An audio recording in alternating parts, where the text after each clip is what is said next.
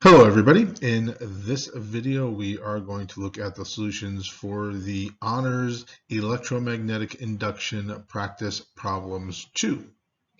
Let's take a look at the first problem.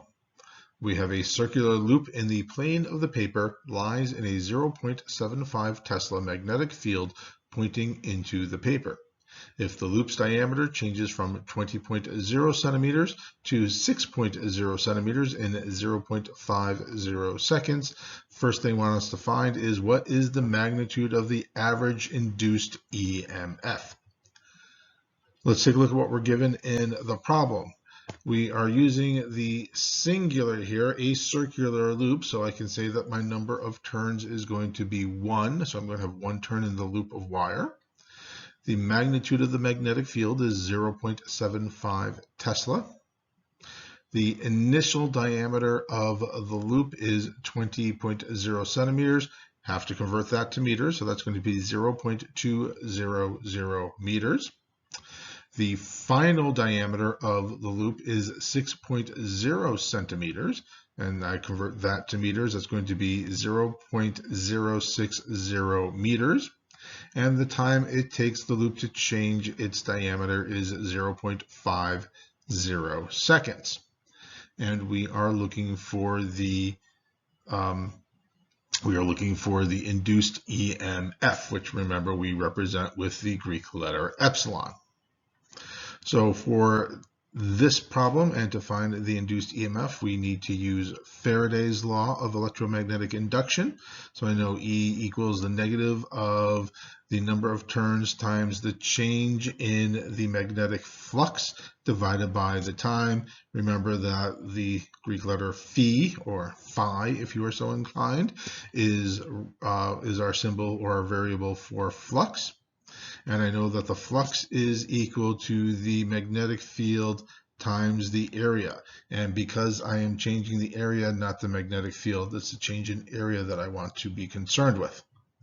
Now I could have calculated the change of area separately. I've incorporated it into the problem, so I know that the area is equal to pi r squared, so that the change in area is going to equal pi times the square of my final radius minus the square of my initial radius. That's the change in area.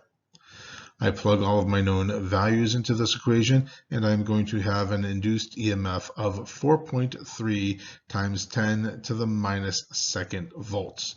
No, I didn't worry about the negative sign. The negative sign just tells us that we can have the EMF be reversed as the coil of the loop of wire kind of flips over and orients itself in 180 degrees opposed to its original position. So we don't really have to worry about that negative sign too much for this one. Part B asks, if the coil resistance is 2.5 ohms, what is the average induced current? So if we're given a resistance of 2.5 ohms in the coil and we want to find the current, I know I can use Ohm's law to find the current. Solving Ohm's law for current gives me I equals V divided by R.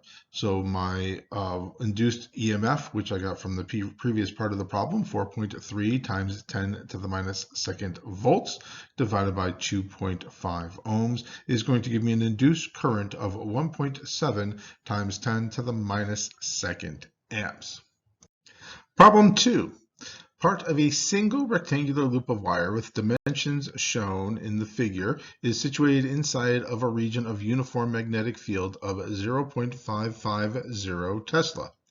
The total resistance of the loop is 0.230 ohms. Calculate the force required to pull the loop from the field to the right at a constant velocity of 3.4 meters per second. We can neglect gravity in this problem. Let's see what we're given. We are given the magnitude of the magnetic field at 0.550 Tesla. We are given the resistance in the wire of 0.230 ohms. I am given the velocity of the wire at 3.40 meters per second. And we need to know the length of the wire. Now let's take a look at a couple of things before we can determine what the length of the wire is going to be. My magnetic field is shown going into the page or in the negative Z direction. My force is shown going to the right or in the positive X direction.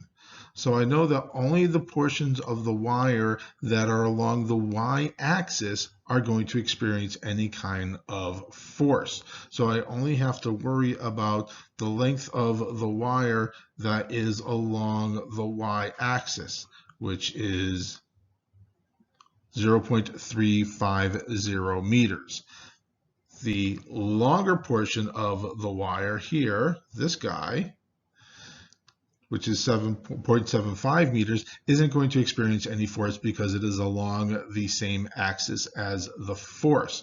So it's not going to actually experience any force on it because it's not opposed to that by 90 degrees. So I only have to worry about the length of the wire, that is 0.350 meters.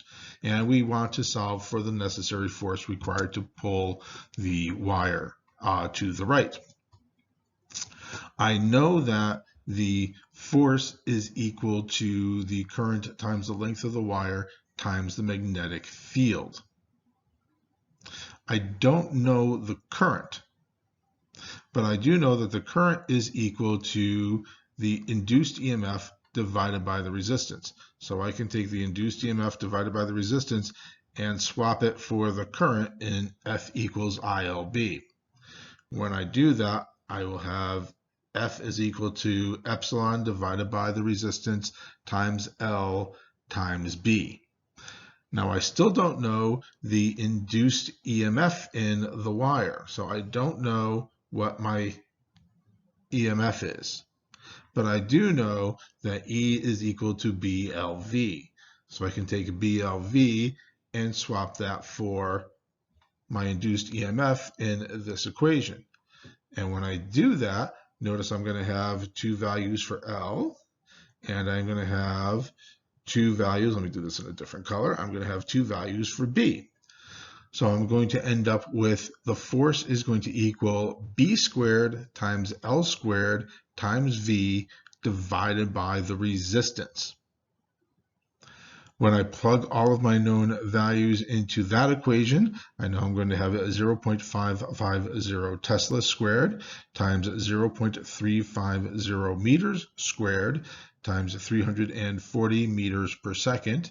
Take that product and divide it by the resistance of 0.230 ohms. That will give me a force of 0.548 newtons. Problem 3. The plane of a rectangular coil, 5.0 centimeters by 8.0 centimeters, is perpendicular to the direction of a magnetic field. The coil has 75 turns and rotates 90 degrees in 3.1 milliseconds. The total resistance of the coil is 8.0 ohms. What is the magnitude of the magnetic field if the induced current in the coil is 0.10 amps? We're given a lot here. Let's take a look at it. We are given the width of the coil of 5 centimeters, which I need to convert to meters. I'm given the length of the coil, 8 centimeters, again, converting that to meters. I know the coil has 75 turns, and it rotates 90 degrees in 3.1 milliseconds, which I have to convert to seconds. The resistance of the coil is 8.0 ohms, and the current is 0.10 amps. And I'm being asked to find the magnitude of the magnetic field. I know for this I'm going to have to use Faraday's law, but in order to use Faraday's law, I need to know the induced EMF. I'm not given that, but I am given the resistance and the current. And I know if I have the resistance and the current, I can use Ohm's law to find the induced EMF. And the induced EMF is going to equal the current times the resistance. So 0.10 amps times 8.0 ohms is going to give me an induced EMF of 0.80 volts. Now I'm ready to use Faraday's law to find the magnetic field.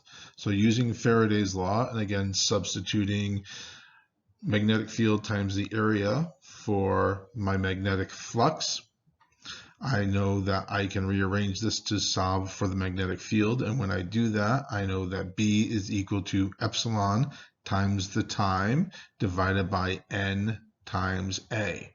When I plug my known values into that equation, I'm going to get a magnitude of the magnetic field of 8.3 times 10 to the minus third Tesla.